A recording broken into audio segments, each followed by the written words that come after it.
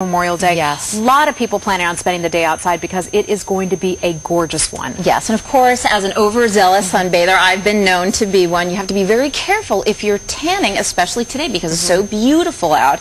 Sunburn can definitely kill your holiday mood, and if you have red, raw, and itchy skin, you might be able to find a cure right in your kitchen cabinet. Kitchen cabinet. Well, joining us to talk about special home remedies for sunburn is Dr. Doris Day. She's Clinical Assistant Professor of Dermatology for NYU Medical Center and author of the book Forget the Facelift. Welcome, Dr. Day. All right, so what would you recommend for people who's spending a little too much time in the sun?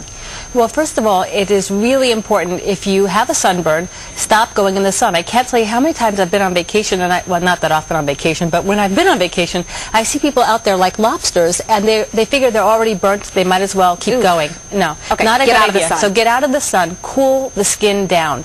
And even a hot shower can make that burn worse. So take a lukewarm bath, putting a little bit of oatmeal, aloe, honey in that bath water, even a cup of whole milk, because the proteins in that whole milk and the fats are very soothing to the skin. So that's a nice thing to do. Pain relief that you can have, right? Because I had a sunburn recently when I was in the Bahamas.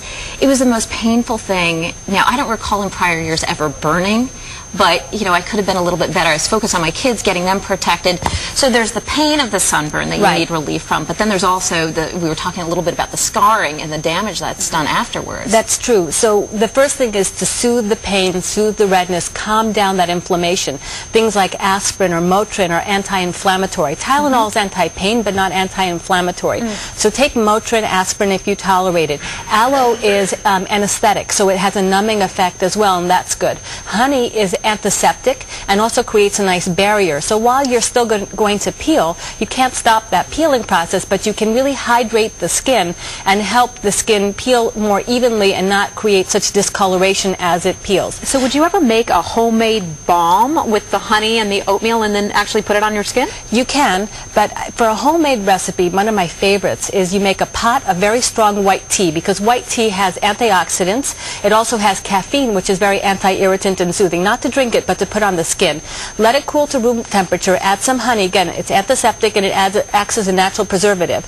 Put some cucumber slices in and then refrigerate. And then you can take those cucumbers and put it over the burned areas, and that's very soothing to the skin.